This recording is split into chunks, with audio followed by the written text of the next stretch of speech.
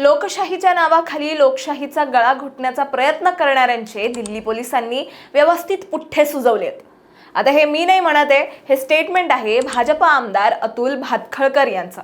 परवा दिवशी जंतर मंतरवर ज्या पद्धतीने विद्यार्थ्यांनी लाठ्याकाठ्या खाल्ल्या आहेत त्याचा असुरी आनंद व्यक्त करतात अतुल भातखळकर। बरं तेच नाही तर भाजपच्या अनेक नेते मंडळींनी आतंकवादी, पुठ्ठे सुजवले, उत्पात केला तर असंच होईल असं म्हणत आंदोलक विद्यार्थ्यांविरोधात गरळ ओकली आहे।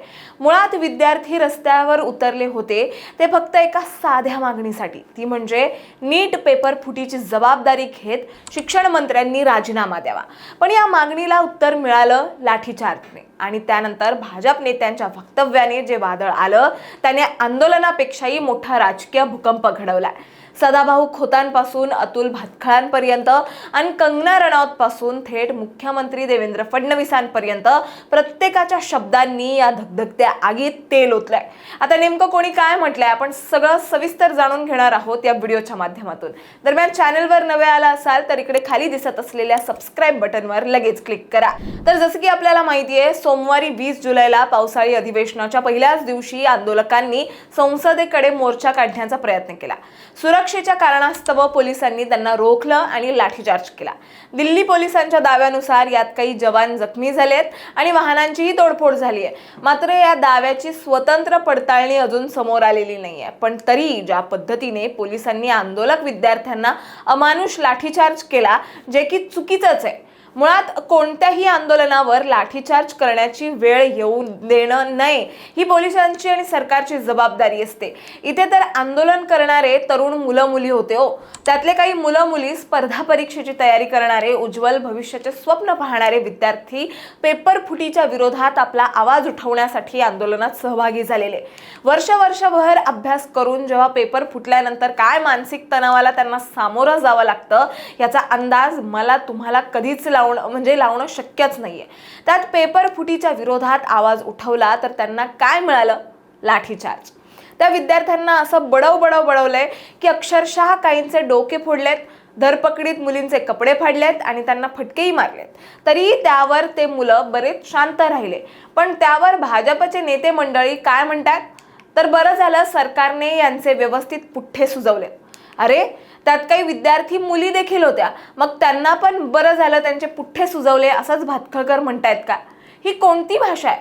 त्यांनी ही जी पोस्ट केली आहे ती तुम्ही बघा, तुम्हाला कळेल नेमकं काय लिहिलंय। लोकशाहीच्या नावाखाली लोकशाहीचा गळा घोटण्याचा प्रयत्न करणाऱ्यांचे दिल्ली पोलिसांनी व्यवस्थित पुठ्ठे सुजवलेले आहेत। संसदेत शिरायचं असेल तर निवडणुका लढा आणि शिरा। इथे घुसखोरी केलीत तर पोलीस प्रसाद देणारच। तर यापूर्वीही त्यांनी अभिजित दिपके यांच्यावर टीका करताना बापाचा माल आहे का अशा शब्दात निशाणा साधला होता। अरे त्या पोरांना मार खाताना बघून भले हळहळले, पण कोणी बरं झालं त्यांना मारलं असं कोणीच बोललं नाही।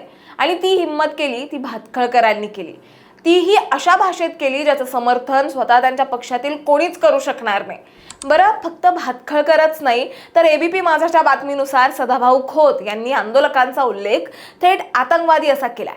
त्यांनी असंही म्हटलंय की नीटचा पेपर फुटला, त्याची पुन्हा परीक्षा झाली ना मग आंदोलन करायची काय गरज, आणि यात धर्मेंद्र प्रधान यांचा काय संबंध। वर हे पण सांगतायत की धर्मेंद्र प्रधान यांचा राजीनामा अजिबात घ्यायला नको।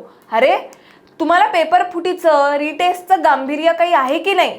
बरं भातखळकर झाले, सदाभाऊ खोत झाले, खासदार कंगना रनौतने हे आंदोलन हुडदंग आणि उत्पात असं संबोधलंय।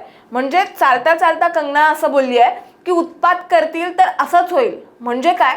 पहिले तर हिला नेता कोणी केलं हेच कळत नाही। विद्यार्थ्यांबाबतीत एवढे असंवेदनशील वक्तव्य करायला काहीच कसं नाही वाटत या लोकांना। बरं यात मुख्यमंत्री देवेंद्र फडणवीस यांनी सामंजस्याची भूमिका दाखवली आहे। या आंदोलनाला त्यांनी अराजकतावादी मानसिकतेची अभिव्यक्ती असं संबोधलंय आणि यामागे काही हौशे गौशे नौशे तसंच काही राजकीय पक्ष ज्यांना त्यांच्या राज्यात जनतेने नाकारलंय तेही यातून काही मिळवण्याचा प्रयत्न करत असल्याचा टोला त्यांनी लगावलाय, अशी बातमी महाराष्ट्र टाइम्सने दिली आहे। तर शांततापूर्ण आंदोलनाचा अधिकार सर्वांना आहे, पण हिंसा आणि राजकीय अस्थिरता निर्माण करणं मान्य नाही अशी भूमिकाही त्यांनी यावेळी मांडली आहे। शेवटी काय तर भाजपच्या मंडळींची अशी भाषा ऐकून प्रचंड रोष निर्माण झालाय। तुम्हाला काय वाटतं? आंदोलकांना दिलेल्या या उपमा योग्य आहेत की हे फक्त सत्तेतील नेत्यांची गुर्मी आहे? हे आम्हाला खाली कमेंटमध्ये नक्की सांगा आणि अशाच माहितीपूर्वक व्हिडिओ बघण्यासाठी लगेचच सबस्क्राईब करा प्राईम टाइम महाराष्ट्राला.